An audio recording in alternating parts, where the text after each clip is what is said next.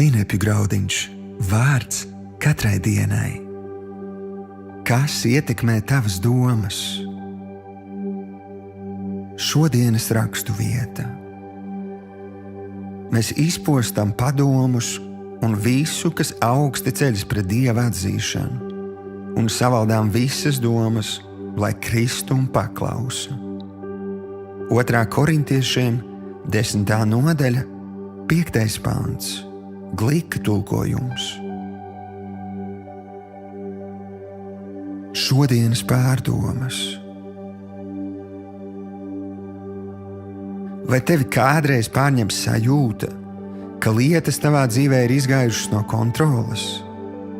Bieži tas notiek, kad mēs ļaujam ārējiem avotiem un apstākļiem ietekmēt mūsu domas un attieksmi. Mēs varētu teikt, ziņās teicu to un to, vai tagad jau visiem klājas tā un tā. Apzinies, lai gan tu dzīvo šajā dabiskajā pasaulē, kopš tu uzticēji savu dzīvi Jēzum Kristum, tev ir piešķirta pieeja Dieva pārdabiskajam mieram, un atslēga uz to ir savu domu piepildīšana ar Dieva vārda apsolījumiem, kas atklāti Bībelē.